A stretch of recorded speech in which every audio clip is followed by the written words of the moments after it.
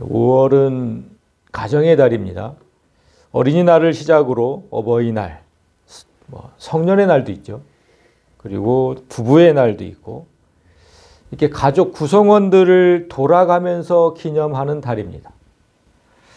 국가가 이런 날을 지정한 이유는 바쁜 현대인들이 무심코 지나칠 수 있는 그 가족의 소중함을 한 번이라도 좀 깨닫고 돌아보고 가라고 지정한 겁니다. 오늘 우리에게 주신 하나님 말씀도 어버이날을 맞은 부모가 자녀에게 어떤 존재가 되어야 하는지 말씀해 주시고, 또 부부의 날을 맞은 부부들이 서로에게 어떤 존재가 되어 주어야 하는지도 말씀해 주십니다. 여러분 모두 어버이기도 하시고 또 부부이기도 하시니까 오늘 말씀이 여러분에게 큰 은혜가 되고 또 도전이 돼서 행복한 가정을 꾸리는 그런 원천이 되는 말씀이 되시기를 원합니다. 자, 우리는 오늘 먼저 그 자식 중 한 명만을 택해야 하는 그런 부모의 모습을 보게 됩니다. 그런데 그 선택 과정에서, 그러니까 자녀 한 명을 선택해야 하는 그 선택 과정에서 위기가 발생을 합니다. 그래서 그 위기 속에서 부부가 서로에게 어떤 존재가 되어야 하는지를 또한 보게 됩니다. 그럼 먼저 두 아들 가운데 한 명을 골라야 하는 그런 부모의 모습부터 볼 텐데, 이 부모는 여러분이 잘 아시는 대로 이삭과 리브가죠.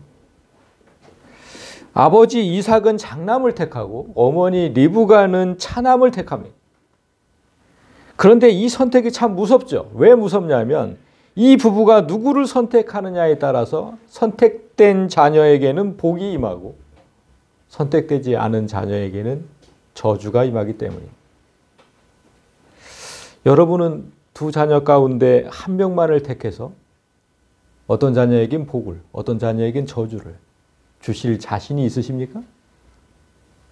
여기 다 어떻게 두 명만의 자식을 갖고 계시는데. 아니, 그런 부모가 어디 있어요? 그런 부모가. 그렇게 할 자신 있는 부모가 어디 있습니까? 그러니까 대체 이 선택을 왜 해야 되는 건지도 모르겠어요. 이런 선택을 왜 해야 되는 건지. 정말 피하고 싶은 선택인데 놀랍게도 오늘 본문에 나오는 이 부부는 한치의 망설임도 없이 그걸 하지요.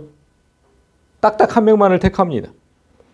먼저 아버지 이삭이 장남을 택하는데 그건 아주 자연스러운 일이에요. 어떻게 보면 정말 자연스러운 일이에요. 왜냐하면 우리나라도 장남을 우대하는 문화가 있잖아요. 그런데 하나님도 그 문화를 인정하시거든요. 신명기 21장을 보면 장자에게는 두 몫을 줘라. 왜냐하면 그는 자기 기력의 시작이기 때문이다. 이런 말씀이 있어요. 장자에게 재산의 두 몫을 주라고 하실 정도로 장자를 인정하시는 이유는 저기 나와 있듯이 남자의 생식력이 처음으로 세상에 드러나는 자가 장자이기 때문이다. 그런 뜻이에요. 예수님을 우리가 이제 부활의 첫 열매라고 하잖아요. 그 의미가 뭐냐면 하나님께서 생산하신 영원한 생명의 첫 생명이 예수님이라는 거거든요. 우리도 영원한 생명을 이제 다 갖게 되는데 예수님이 그 첫 열매잖아요. 그 장자예요. 그래서 장자라고 이제 표현도 해요. 그렇게 타락 후 하나님께서 이 땅에 나타내신 영원한 생명 중에 첫 장자가 바로 예수님이다. 따라서 남자에게 첫 장자는 큰 의미가 있는 거예요. 아버지에게 장자는 내 기력의 시작, 내 대를 잇는 그 시작, 그게 장자거든요. 하나님께서 그런 이유로 장자의 권리를 인정하셨기 때문에 이삭이 장남을 택해서 축복하려는 것은 아주 자연스러운 일입니다. 그런데 아내인 리브가의 생각은 좀 달라 보이죠. 그녀는 차남인 야곱을 선택합니다. 그런데 장남 대신 차남에게 장자의 복을 줄 수는 없잖아요. 차남이니까. 그래서 주도 면밀한 계획을 세우게 되고 그 계획은 남편의 눈을 속이는 겁니다. 그리고 끝내 그 계획을 성공시키죠. 이 어머니가 장자 우대 문화를 어기고 남편을 속이면서까지 차남을 택한 이유가 뭘까? 정말 차남을 사랑하는 그 지독한 편애일까, 편애? 응? 참 궁금해집니다. 그 궁금증을 가지고 오늘 우리가 함께 읽었던 본문으로 들어가는 겁니다. 5절부터 읽었는데 보시면 이삭이 그의 아들 에서에게 말할 때에 리브가가 들었더니 에서가 사냥하여 오려고 들러 나가매. 그러니까 이삭이 이제 늙어서 죽음을 앞두고 있어요. 아버지 이삭. 그런데 큰 아들에게 장자의 복을 비는 축복식을 거행하겠다. 이렇게 이제 선포를 한 겁니다. 그 말을 들은 리브가는 자신이 들은 그대로 둘째 아들 야곱에게 가서 전하지요. 리브가가 그의 아들 야곱에게 말하여 이르되 네 아버지가 네 형 에서에게 말씀하시는 것을 내가 들으니 이르시기를 나를 위하여 사냥하여 가져다가 별미를 만들어 내가 먹게 하여 죽기 전에 여호와 앞에서 내게 축복하게 하라 하셨으니 아버지 이삭이 장남 에서에게 말한 것을 토시 하나 틀리지 않고 그대로 가서 전한 거예요. 그런데 이 부분에서 우리가 눈에 띄는 게 하나 있었어요. 5절과 6절 다시 한번 보시면 자, 여기서 이삭이 그의 아들 에서에게 말했다 이렇게 얘기했는데 그의 아들에게 의해서 6절에서는 리브가가 그의 아들 야곱에게 말했다 이렇게 얘기를 하죠. 야, 정말 성경은 이런 거 하나도 우리가 잘 보라는 거예요. 아버지 이삭은 장남인 에서를 사랑했고 어머니 리브가는 차남인 야곱을 더 사랑했다는 걸 암시하는 겁니다. 이 부부가 이렇게 한 명의 아들만을 편애하게 된 이유를 성경이 설명을 해요. 어디서 설명하냐면 25장에 있습니다. 25장 27절부터 보면 그 아이들이 장성함에 에서는 익숙한 사냥꾼이므로 들사람이 되고 야곱은 조용한 사람이었으므로 장막에 거주하니 이삭은 에서가 사냥한 고기를 좋아하므로 그를 사랑하고 리브가는 야곱을 사랑하였다. 그러니까 아버지 이삭이 장남인 에서를 사랑한 이유는 장남답게 가족의 생계를 책임졌기 때문에 가족의 경제를 책임졌어요. 장남답게. 익숙한 사냥꾼이었다 이렇게 되잖아. 익숙한 사냥꾼이었다. 그러니까 장남이 사냥한 고기를 가져올 때마다 아버지는 장남이 그렇게 듬직할 수가 없는 거예요. 근데 차남은 그렇지 못했어요. 늘 집에만 있었어요. 그러니 아빠가 볼 때는 어떻겠냐고요. 어떤 아들이 더 소중하고 귀중하게 생각됐겠어요. 근데 어머니 리브가가 차남인 야곱을 사랑한 이유는 지금 명확하지가 않아요. 그냥 집에만 있었대요, 야곱이. 그런데 사랑했대요. 리브가는 야곱을 사랑했대. 명확하지가 않아요. 그러면 정말 아무 이유도 없이 야곱을 사랑한 것일까? 그렇지는 않을 건데요. 분명히 무슨 이유가 있을 건데 리브가가 야곱을 사랑한 이유를 알기 위해서 이제 본문을 좀 더 봐야 됩니다. 8절을 보시면 그런즉 내 아들아 내 말을 따라 내가 네게 명하는 대로 염소떼에 가서 좋은 염소 새끼 2마리를 내게로 가져오면 내가 그것으로 내 아버지를 위하여 그가 즐기시는 별미를 만들리니 네가 그것을 내 아버지께 가져다 드려서 그가 죽기 전에 내게 축복하기 위하여 잡수시게 하라. 이 어머니는 장남에게 갈 복을 차남에게 돌리려고 지금 무진장 애를 쓰고 있는 겁니다. 남편과 큰아들을 배신하면서까지 이 어머니가 차남을 사랑하는 이유가 대체 무엇일까? 그 이유를 알기 위해서 우리가 잠시 시간을 좀 되돌려야 돼요.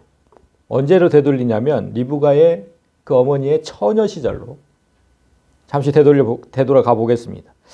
언제까지 돌아가냐면 아브라함이 아들 이삭, 그러니까 지금 아버지죠. 축복식을 거행하려는 아버지 이삭, 아브라함의 아들이잖아요. 아브라함이 아들 이삭의 결혼을 위해서 그의 종을 자기 고향으로 보내는 장면부터 봅니다. 아브라함은 이 이방 민족과의 결혼을 금하신 하나님의 뜻을 따라서 자신의 친족 가운데서 며느리를 택하려고 하죠. 그래서 종을 보내잖아요. 아브라함의 고향에 도착한 종은 하나님께서 예배하신 신부를 자신이 알아볼 수 있게 해달라고 기도합니다. 뭐 잘 아실 거예요. 그 징표를 달라. 제가 이 사람이 우리 종의 내 주인의 그 며느리가 될 사람인지 아닌지를 알 수 있게끔 징표를 달라 이렇게 기도를 하죠. 그 징표가 뭐냐면 우물가에서 자신에게뿐 아니라 낙타에게까지 물을 마시게 하는 여인이 있다면 내가 그 여인이 우리 주인의 며느리가 될 자인지를 알겠다. 이제 뭐 그렇게 이제 기도를 한 거죠. 그렇게 그러니까 사람에게뿐만 아니라 낙타에게까지 물을 마시게 하면 볼 것도 없잖아요. 정말 마음이 착하다는 거잖아요. 그녀가 하나님께서 정하신 신부라고 생각하겠다는 것입니다. 그 기도가 끝나기가 무섭게 리브가가 나와서 그대로 행동합니다. 종은 그녀가 아브라함의 친족인지 먼저 확인을 해야 되죠. 거기서 골라야 하니까. 그러니까 확인을 했어요. 그리고 나서 그녀의 집으로 가서 그 가족에게 그간의 사정을 모두 얘기를 했어요. 내가 이렇게 기도를 했고 리브가가 그렇게 행동을 했다. 이 얘기를 들은 리브가의 가족은 이렇게 얘기하죠. 창세기 24장에 보면 이 일이 여호와로 말미암았으니 우리는 가부를 말할 수 없다. 리브가가 당신 앞에 있으니 데리고 가서 여호와의 명령대로 그를 당신 주인의 아들의 아내가 되게 하라. 이 일이 분명 하나님의 뜻대로 된 것이라면 우리가 좋다 싫다 말할 게 뭐 있느냐. 우리는 가부를 말할 수 없다. 리브가가 여기 있으니까 데리고 가라는 거예요. 데리고 가라. 여호와의 명령대로 수행하라. 참 멋진 신앙의 가족 아닙니까? 진짜 멋진 신앙의 가족이죠. 우리는 여러분 생각해 보세요. 우리는 한 치 앞도 볼 수가 없잖아요. 리브가의 신랑감이 누군지 어떻게 합니까? 우리는 한 치 앞도 볼 수 없어요. 그렇지만 하나님은 모든 걸 다 보고 계시잖아요. 그 다 보시고 가장 좋고 선한 길로 인도하시잖아요. 그래서 우리가 하나님을 신뢰하는 거 아닙니까? 그런데 뭘 따져요? 하나님께서 하신 일이라면 묻지도 따지지도 않고 그냥 고죠. 응? 순종이죠, 순종. 그런데 이제 남은 건 리브가의 결정이죠. 아무리 아버지와 오빠가 허락한 결혼이라도 생면부지의 남자에게 갑자기 시집가는 거죠. 갑자기. 그건 절대 쉬운 결정이 아니에요. 리브가 입장에서는. 그런데 리브가의 행동이 놀랍습니다. 망설이지 않아요. 가족들이 리브가를 떠나보내는 게 너무나 아쉬우니까 갑자기 떠나보내게 됐잖아요. 사랑하는 딸을, 누이를. 그래서 열흘 정도 묵었다 가라고 이제 청해요. 근데 리브가는 바로 떠나겠답니다. 어휴, 몰인정해. 바로 떠나겠대. 아버지가 정한 혼처에 죽지 못해 따라가는 게 아니라 온전히 내 결정임을 지금 알리는 거죠. 아니요, 저는 바로 가겠습니다. 그러니까 이런 담대함이 어디서 나왔을까? 리브가의 이런 담대함이.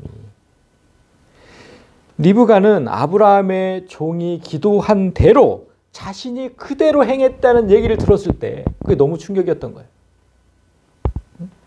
그래서 이삭에게 가는 것이 하나님의 뜻이라고 확신한 거죠. 내가 하나님의 뜻대로 지금 움직이고 있구나. 이거잖아요. 내가 하나님 뜻대로 움직이고 있구나.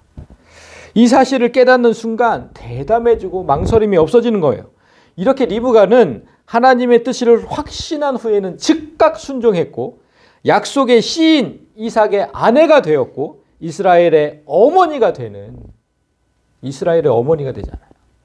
만복의 근원이 된 거죠.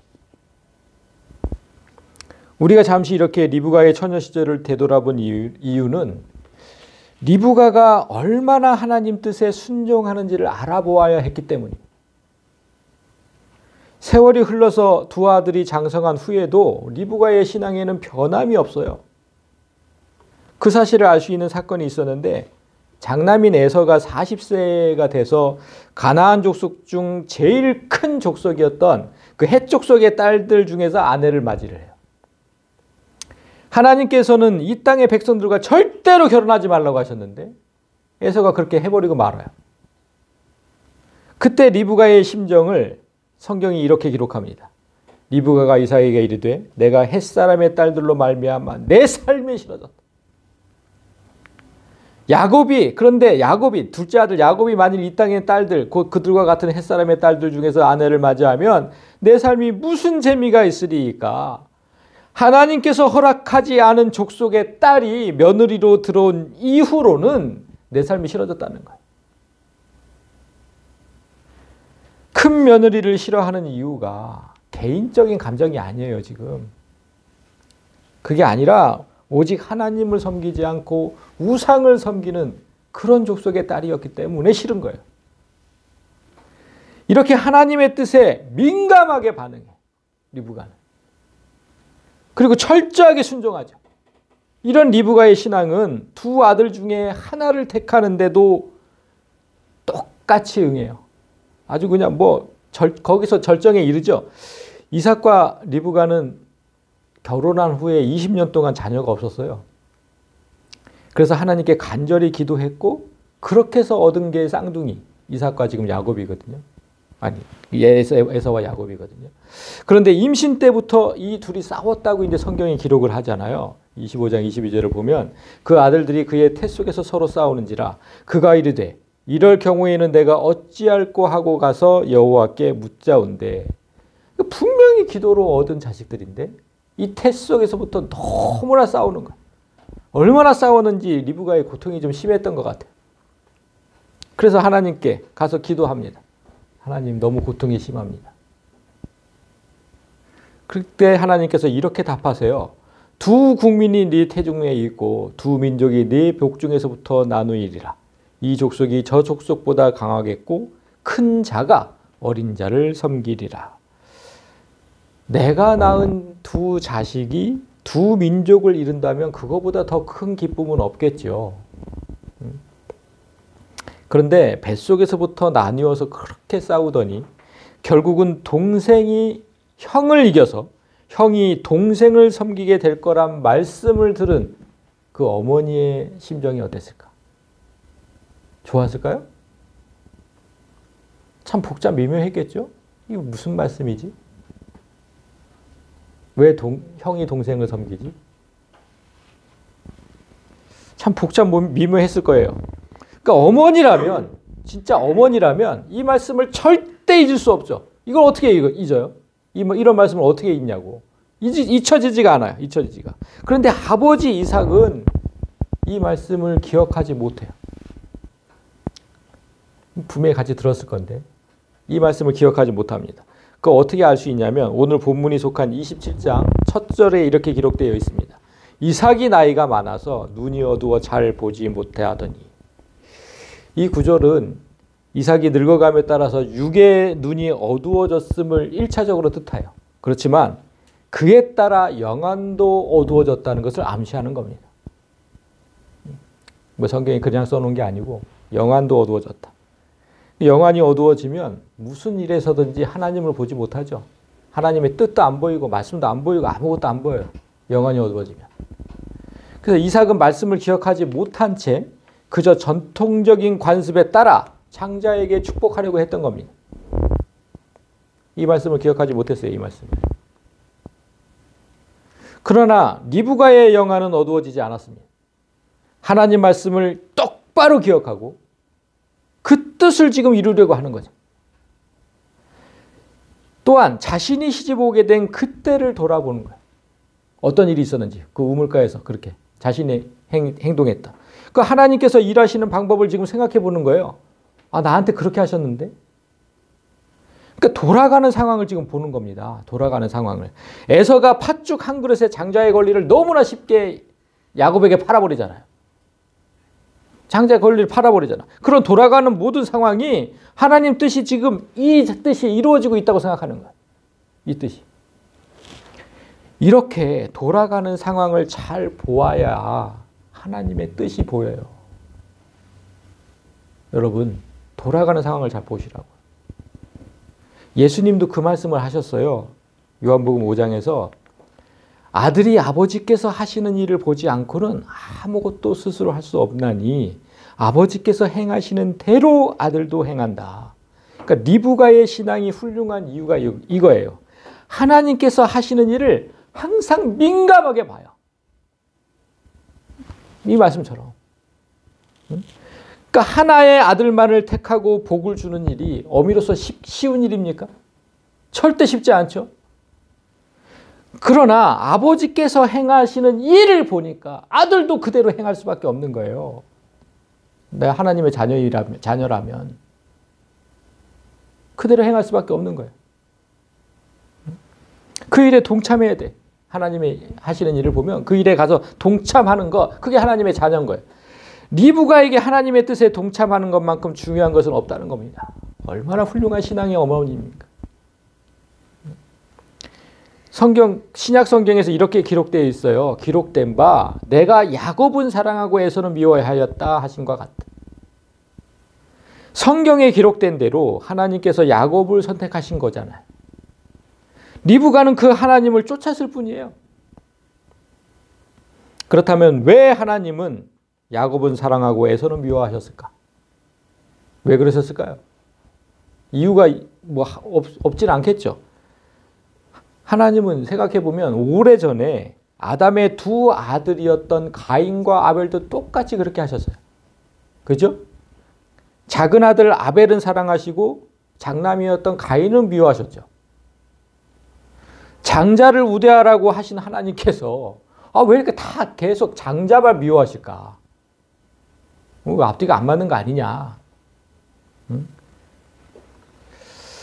그런데 여러분 생각해보면 아담의 장남 가인과 이삭의 장남 에서는 공통점이 있습니다. 어떤 공통점인지 아세요? 둘 다 들판의 사람이었어요. 들판의 사람. 가인은 들판에서 농사를 짓던 자였는데 그 들에서 동생 아벨을 죽이죠. 자 보세요. 그들이 들에 있을 때 가인이 그의 아우 아벨을 쳐 죽이니라. 들에 있을 때 들판의 사람이었거든요. 마찬가지로 이삭의 장남 에서도 들판의 사람이었어요. 아까 우리가 봤듯이 그 아이들이 장성하면 에서는 익숙한 사냥감은 들사람이 되었다. 들사람. 이 들이라고 번역된 단어를 보니까 사데라는 단어인데 들, 그 다음에 밭이나 토지 이런 거를 의미하는 단어예요. 근데 특별히 제가 들이라는 단어를 지금 파란색으로 해놓은 이유가 있어요.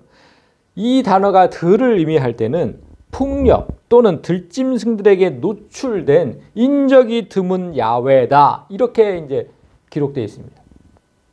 그러니까 언제나 피를 보는 폭력이 가득한 곳, 그것이 들이라는 거예요. 들. 이 사데라는 들. 가인은 이곳에서 동생 아벨을 죽이면서 피를 보았죠. 에서도 동생에게 장자의 복을 빼앗긴 후에는 이곳에서 칼을 의지하면서 살아가요. 나중에 아버지 이삭이 이렇게 얘기를 하잖아요. 너는 칼을 믿고 생활하겠고. 그러니까 에서는 익숙한 사냥꾼이었을 뿐만 아니라 사람의 생명도 경시하는 사람이었음을 지금 의미하는 거거든요. 하나님께서 피를 보는 자를 어떻게 말씀하시는지 아세요? 다른 사람의 피를 보는 자를 이렇게 말씀하셨어요. 내가 반드시 너희의 피, 곧 너희 생명의 피를 찾으리니 짐승이면 그 짐승에게서 사람이나 사람의 형제면 그에게서 그의 생명을 찾으리라. 그러니까 남의 피를 흘리게 하면 네 피도 흘리게 하겠다 이 뜻이거든요. 남의 생명을 빼앗으면 너도 죽게 될 거다. 그런데 그렇게 남의 생명을 빼앗는 일에 익숙한 자를 어떻게 세우냐고. 하나님 백성의 장자로. 하나님께서 장남을 미워하시는 게 아니라 장남이든 차남이든 생명을 경시하고 빼앗는 일을 쉽게 하는 자들을 미워하시는 겁니다. 이에 반해서 야곱은 비록 태어날 때 어떻게 태어났다고? 형의 뒤꿈치를 잡았다 뭐 이렇게 기록되어 있잖아요. 그렇게 욕망의 사람으로 표현이 돼요. 그걸 욕망의 사람이다 이렇게 표현을 하는데 그 욕망이 세상의 것을 탐하는 게 아니었어요. 하나님의 은혜를 갈망하는 그런 사람이었어요. 그걸 어떻게 할 수 있을까요? 세상 것을 탐하는 사람이었다면 어떻게 해야 돼요? 세상에 나가야죠. 그런데 아까 뭐라 그랬습니까? 야곱은 조용한 사람에서 집에만 있었대요. 집에만 있었대요, 여러분. 집에만 있었다는 건 세상을 등지고 살았다는 얘기 아닙니까? 그러니까 어떻게 세상 것을 탐하는 욕망의 사람입니까, 그게? 그리고 또한 그가 베델이 무슨 뜻이에요? 하나님의 집이죠. 그 하나님의 집에서 밤새도록 하나님과 씨름했던 그 기록도 있잖아요. 그러니까 제게 은혜를 주시지 않으면 절대로 하나님을 놓지 않겠습니다. 이런 사람이었어요. 그만큼 하나님의 집에서 하나님을 붙잡으려고 몸부림치던 사람이 바로 야곱이었다. 그래서 하나님은 야곱을 택하시고 이스라엘이라는 이름을 주셨잖아요. 성경을 정밀하게 보시면 다 이유가 있는 겁니다. 이스라엘 이름 뜻이 뭐였어요, 여러분? 제가 한번 설명한 적이 있어요. 하나님과 더불어 세상을 이겼다는 겁니다. 성경에 이제 기록된 대로 보면 하나님과 겨루어 이겼다. 그럼 내가 하나님을 이기는 사람이잖아. 그거 아니고요. 제대로 뜻을 번역하면 하나님과 더불어 세상을 이겼다는 뜻입니다. 오늘날 우리가 이스라엘이잖아요. 그죠? 그러니까 세상 것을 소망하는 옛 야곱의 그 욕망이 어쩔 수 없이 내게 남아 있을 수는 있어요. 그렇지만 하나님 집에서 하나님을 붙들고 살려는 새 이스라엘의 욕망도 내게 있음을 아셔야 돼요. 우리는 반드시 결국 하나님과 더불어 승리할 거랍니다. 예. 자, 다음 11절을 보시면 야곱이 그 어머니 리브가에게 이르되 내 형에서는 털이 많은 사람이요 나는 매끈매끈한 사람인즉 아버지께서 나를 만지실진데 내가 아버지의 눈에 속이는 자로 보일지라 복은 고사하고 저주를 받을까 하나이다. 그러니까 뭡니까 지금? 어머니 계획은 실패할 거랍니다. 어머니 포기하세요. 어머니 계획은 실패할 거예요. 그래서 나는 복은 고사하고 아버지께 저주를 받을 거예요. 그러니까 그냥 포기하세요. 이렇게 얘기하는 거예요. 이때 리브가가 야곱에게 이렇게 얘기합니다. 어머니가 그에게 이르되 내 아들아 너의 저주는 내게로 돌리리니 내 말만 따르고 가서 가져와라. 너는 절대로 저주받지 않는다. 리브가는 알잖아요. 하나님의 뜻인 걸. 절대로 저주받지 않는다. 만약에 아버지께서 너를 저주하신다면 그 저주는 내가 받을 테니까. 너는 가서 염소나 가져와라. 참 어머니는 강하다는 말이 있잖아요. 어머니는 강하다. 한치의 망설임도 없어요. 그러나 앞에서 보았듯이 리브가는 하나님의 뜻에 순종하는 믿음의 그 어머니잖아요. 믿음의 어머니. 지금 사기치는데 혈안이 된 뭐 그런 어머니가 아니에요. 남편을 속이고 장남을 속이는 여기에만 이렇게 박혀 있으면 안 되고 믿음의 어머니라는 걸 계속 우리가 지금 성경을 통해서 보고 있잖아요. 그러니까 리브가가 지금 이 사건에 있어서 무죄하다는 것을 보여주는 증거도 본문 속에 있어요. 어디 있었냐면 8절 9절에 있었는데 자 그런즉 내 아들아 내 말을 따라 내게 명하는 대로 염소떼에 가서 좋은 염소 새끼 2마리를 내게로 가져오면 내가 그것으로 내 아버지를 위하여 그가 즐기시는 별미를 만들겠다. 이게 지금 이 사건에서 리브가가 무죄하다는 증거입니다. 왜 그러냐면 염소는 여기서 지금 염소를 가져오라잖아요. 염소는 출애굽 이후에 하나님께서 제정하신 그 제사법, 그 레위기 제사법 쭉 나오죠. 근데 지금 우리 본문은 창세기죠. 그러니까 아직 이 제사법이 제정되기 전이에요. 그런데 그 레위기 제사법에 따르면 속죄제에 사용되는 동물이 바로 이 염소예요. 그러니까 제사장이나 공동체 전체를 위한 제물로는 숫송아지를 사용하지만 족장을 위해서는 순염소를 드리도록 규정되어 있습니다. 지금 야곱이 족장이죠. 아니죠. 이삭이. 아버지 이삭이 족장이잖아요. 그러니까 순염소를 드리도록 규정되어 있는 거예요. 똑같이 지금 하는 거예요. 제사법이 제정되기 전인데도 하나님께서 그 섭리에 따라 앞으로 제정하실 그 제사법의 섭리에 따라서 족장 이삭의 죄를 대속하는 염소를 리브가를 통해서 지금 준비하고 계신 거거든요. 하나님의 뜻을 망각하고 지극히 인간적인 기준으로 에서를 축복하려 했던 이삭의 죄를 대속하고 야곱을 세우는 것에 흠이 없게 하시는 거예요. 지금 하나님의 지금 사랑인 거예요. 이거는 이렇게 리브가는 남편을 살리고 하나님의 뜻을 세우는 이 시대 모든 여인이 본받아야 할 만한 여인인 거예요. 남편을 살리고 있잖아요. 남편을. 레위기 제사법에는 이렇게 드린 제물은 제사장이 먹게 되어 있거든요. 그런데 뭐 이 시대의 제사장은 아버지니까 제사장 이삭에게 이 제물을 먹게 하는 장면이 오늘 본문의 마지막인 거예요. 그가 가서 끌어다가 어머니에게로 가져왔더니 그의 어머니가 그의 아버지가 즐기는 별미를 만들었더라. 여러분 구약시대의 인물과 사건들은 분명히 역사적으로 존재했던 거지요. 분명히 역사적으로 존재했던 거예요. 그런데 신약시대를 살아난 사람들에게는 어떤 의미가 있다? 우리에게는 모형과 그림자가 된다. 이런 얘기를 히브리서 1장에서 했잖아요. 그렇다면 오늘 한 남자의 아내이며 두 자녀의 어머니인 리브가의 행동은 우리에게 무엇을 가르치기 위한 모형일까? 이거를 깨달아야 되는 거잖아요. 그래서 13절을 다시 보세요. 어머니가 그에게 이르되 내 아들아 너의 저주는 내게로 돌리리니. 여러분 여기 지금 빨간 글씨, 이 빨간 글씨를 보면서 뭐가 떠오르십니까? 너의 저주는 내게로 돌리겠다. 뭐가 떠오르세요? 누가 떠오르세요? 예수님이잖아요. 예수님. 우리의 저주를 대신 감당하신 예수님. 예수님이 생각나야 돼요. 이런 글을 딱 읽으면. 리브가가 야곱, 그러니까 아들 야곱의 복을 위해서 염소를 제물로 삼은 행동은 우리에게 어떤 모형이냐? 신약에서 예수님께서 우리의 복을 위해 직접 제물이 되신 것. 그런 행동을 지금 보여주는 거예요. 지금 리브가가. 그러니까 리브가가 하나님 뜻에 순종함으로 야곱, 이스라엘이 세워지잖아요. 야곱이 이스라엘이니까. 이스라엘이 세워지잖아요. 그 예수께서 하나님 뜻에 순종하심으로 참 이스라엘, 우리가 세워지거든요.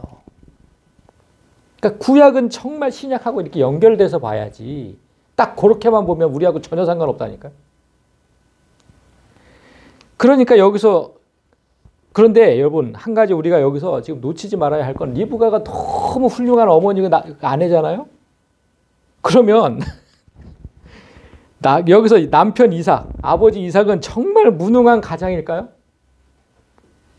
응? 진짜 하나님 뜻도 모르고 그냥 막 지멋대로 막 세우려고 하고 진짜 그렇게 생각이 되어지잖아요. 그런데 그렇게 생각하면 안 된다는 거예요. 성경이 그렇게 생각하지 말래요. 어디 있습니까? 성경은 오늘 이삭이 보인 행동을 믿음이라고 얘기를 합니다. 히브리서 11장에서. 믿음으로 이삭은 장차 있을 일에 대하여 야곱과 에서에게 축복하였으며, 그러니까 오늘 거행했던 축복 의식을 성경은 분명히 믿음으로 행했다고 평가를 해요.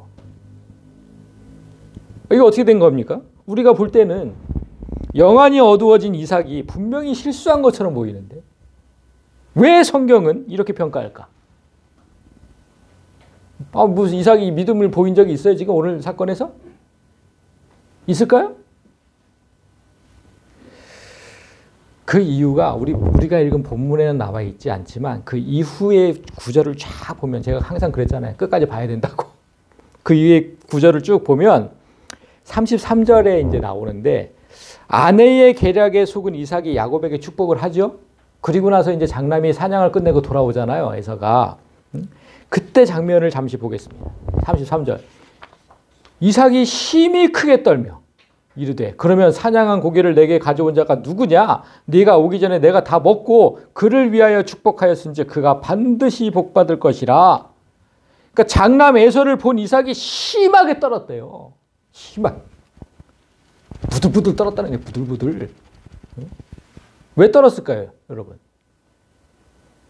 왜 떨었다고 생각하세요? 무슨 아내와 차남, 야곱에게 속은 게 너무너무 분해서 떨었을까요? 그래서 떨었어요? 그거 아니에요, 여러분. 그래서 떨은 게 아니에요.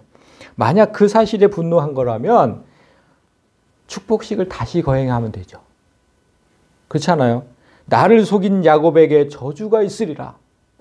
이렇게 하고 다시 에서에게 축복하면 되죠. 그게 뭐 어렵습니까? 그런데 이삭은 그렇게 하지 않았어요. 지금 보시면 그 빨간 구절을 잘 보세요. 이미 축복은 끝났고 야곱이 반드시 복을 받을 것이다 라고 선포하고 있잖아요. 아니 그런 게 어딨냐고요, 여러분. 자녀를 위해서 복을 비는데 딱 한 번만 해야 돼요? 둘 다 축복하든지 야곱에게 한 건 무효로 하고 장남에게 다시 축복하든지 그러면 될 일을 이미 끝났대. 그래서 야곱이 복을 받을 거래요. 그러니까 이 말을 들은 에서가 이렇게 항변을 해요. 내 아버지요. 아버지가 빌 복이 하나뿐입니까? 나도 해주면 되지. 왜 하나뿐이냐고 복이. 내 아버지여 내게 축복하소서 내게도 그리하소서 하고 소리를 높여 울었대요. 사랑하는 아들의 이런 울부짖음에도 불구하고 뭐 아랑곳하지 않아요. 그냥. 얼마나 사랑했습니까? 내가 장남을. 그렇게 사랑했는데 이렇게 울부짖어도 아랑곳하지 않고 축복식은 끝났대. 그냥 끝났대. 축복식은 끝났다. 야곱의 복을 받을 것이다. 이렇게 얘기한다는 의미가 뭡니까, 여러분? 왜 이렇게 얘기하는 거예요? 지금 아까 그랬잖아요. 벌어진 일들을 보라고. 벌어진 일들을 보니까 이제야 하나님 말씀이 기억난 거예요. 얘들이 태어날 때 하나님이 하신 말씀, 그게 부들부들 떤 거예요. 부들부들 떤 거예요. 그래서 내가 미쳤구나. 내가 미쳤었구나. 응? 아, 내가 정말 큰 실수를 저지를 뻔했네. 내가 하나님 뜻을 어길 뻔했네. 그제야 깨닫고 곧바로 선언한 거예요. 야곱이 반드시 복을 받을 것이다. 여기서 반드시로 번역한 단어, 이제 감이라는 단어인데, 진실로 어떤 일이 있더라도 이런 뜻이거든요. 그러니까 하나님이 하신 일이니까 야곱이 받은 축복은 무슨 일이 있어도 변경하지 않을 것이다. 이렇게 선포한 거예요. 야곱이 이스라엘의 장자가 되는 것이 하나님의 뜻임을 깨닫는 순간 아버지 이삭은 장남을 향한 인간적인 정을 딱 끊어버려요. 그리고 가슴 아픈 하나님의 뜻을 전합니다. 39절에 네가 살 곳은 기름진 땅과는 거리가 멀고 하늘에서 내리는 이슬도 없는 곳이다. 메마른 광야라는 곳이죠. 너는 그 광야에서, 그 들판에서 칼을 의지해 살아갈 것이고 네 동생의 종이 될 것이다. 와, 아버지가 장남에게 할 말입니까? 정말 마음 아픈 선언이지만 이삭은 하나님 뜻대로 행해요. 이것이 바로 하나님께서 믿음대로 행했다고 평가하신 이유입니다. 자, 이제 말씀을 정리합니다. 오늘 장자의 복을 받은 야곱은 훗날 아버지 이삭과 똑같은 상황에 처하거든요. 그런데 완전 다른 행보를 보여요. 죽기 전에 육신의 눈이 어두워져서 뭐 이런 구절은 똑같이 나와요. 야곱도. 그런데 어쩔 수 없이 그건 어쩔 수 없이 아버지와 같지만 그런 상태에서도 영적인 안목은 퇴색하지 않으려고 애를 써요. 요셉의 두 아들에게 축복식을 하는 장면을 여러분도 읽어보셨을 거예요. 그런데 그때 장남에게 왼손을, 차남에겐 오른손을 얹어서 축복하려고 하거든요. 요셉이 장남은 이 오른손에 갖다 놓고 이렇게 차남은 왼손에 갖다 놨는데 불구하고 이렇게 얹어서 하잖아요. 이렇게. 그러니까 요셉이 아버지 왜 그러세요? 장남 이쪽이에요. 눈이 어두워서 잘 안 보이시나요? 바꾸려고 해요. 손을. 그런데 그냥 딱 놔두래. 그 장면 창세기 48장에 이렇게 돼. 나도 안다 내 아들아. 나도 안다. 그도 한 족속이 되며 그도 크게 되려니와 그의 아우가 그보다 큰 자가 되고 그의 자손이 여러 민족을 이루리라. 나도 이 아이가 장남인 줄 잘 안다. 그렇지만 하나님의 뜻이 차남에게 있다. 차남에게. 택하심은 전적으로 하나님께 속한 일이라는 걸 잊지 않는 거예요. 자기가 겪어봤거든. 그걸 잊지 않고 아버지의 실수를 반복하지 않으려고 애를 쓰고 있는 거예요. 오늘 이 말씀이 여러분 가정에 그대로 응하시기를 원합니다. 오늘 말씀은요, 여러분에게 자녀 중 한 자녀만 택해서 복을 주라는 말씀이 아니에요. 그런 말씀이 아니에요. 그 자녀를 여러분에게 주실 때, 한 자녀를 여러분에게 주실 때 이미 정해진 하나님 뜻이 있다는 거예요. 그 뜻을 바로 깨닫고 하나님의 뜻대로 자녀를 키우라는 겁니다. 근데 뭔지 몰라. 내 자녀에게 주신 말씀이 뭔지. 기도를 안 했기 때문에. 어머니 리브가가 자녀를 향해 주셨던 하나님 말씀을 잊지 않았잖아요. 그 주신 말씀 그대로 행했다는 사실을 어머니들은 반드시 기억하셔야 돼. 그리고 아버지 이삭이 늦게나마 그 말씀을 깨달은 후에 즉각 순종했다는 사실을 아버지들은 잊지 마셔야 돼. 자녀를 향한 하나님 말씀에 민감한 부모가 되어야 한다는 겁니다. 내 자녀에게 어떤 말씀을 주셨는지. 그러니까 하나님께서 그 자녀를 위해 지금 어떤 일을 하고 계시는지 돌아가는 상황을 민감하게 보셔야 돼요. 그래야 내가 그 일에 동참할 수가 있잖아. 같이 기도하고. 근데 전혀 몰라. 영적으로. 영안이 너 닫혀 있으니까. 그 자녀를 위해서 하나님께서 행하시는 일 민감하게 관찰하시고 거기에 동참하는 게 진짜 부모된 도리입니다. 그리고 부부가 서로에게 어떤 존재가 되어야 하는지도 오늘 본문에서 배우셨기를 바랍니다. 성경은 분명히 아내가 남편에게 순종하고 배워야 한다고 강조해요. 그렇게 강조하지만 오늘처럼 남편이 영안이 어두워 하나님의 뜻을 제대로 분별하지 못할 때 그때 아내는 남편에게 큰 도움이 될 수 있다는 걸 오늘 본문이 보여줬어요. 그야말로 돕는 배필의 역할을 제대로 한 거잖아요, 여러분. 돕는 배필. 또한 남편은 이런 부끄러움이 없도록 말씀 앞에 더 민감해야 됩니다. 가장의 영적 무능력은 가정을 망치고 더 나아가서는 하나님 나라를 망쳐요. 오늘 보셨죠? 오늘 하나님 나라를 망칠 뻔했잖아, 오늘 말씀을 통해서 가슴 깊이 이걸 가장의 무능력이 얼마나 위험한지 가슴 깊이 새기시기를 좀 바랍니다. 오늘 이삭이 하나님의 뜻과 섭리를 깨달았을 때 인간적인 생각을 다 포기하고 육신의 정도 단호히 내려놓았다는 점을 기억하시고 오직 하나님의 말씀을 굳게 붙잡는 이삭과 같은 믿음의 아버지와 남편이 되어주시기를 제가 부탁드리는 겁니다. 오늘 가정의 달을 맞아 주신 말씀을 제가 한마디로 정의를 해봤어요. 이렇게 생각을 해보니까 부부의 사랑은 위기 속에서 빛난다. 부부 중 한 사람이 영적으로 다운돼서 하나님 뜻을 바로 행하지 못할 때, 그럴 때 있잖아요. 이쪽이 그럴 수도 있고 이쪽이 그럴 수도 있고 그럴 때가 있어요, 분명히. 그럴 때 다른 한쪽이 바로 서 있으면 부부는 한 몸이기 때문에 반드시 회복되거든요. 오늘 말씀을 바탕으로 부부가 힘을 합해서 믿음의 가정을 세우고 서로를 굳게 세워주는 사랑의 부부가 되시기를 진심으로 소망합니다. 아멘.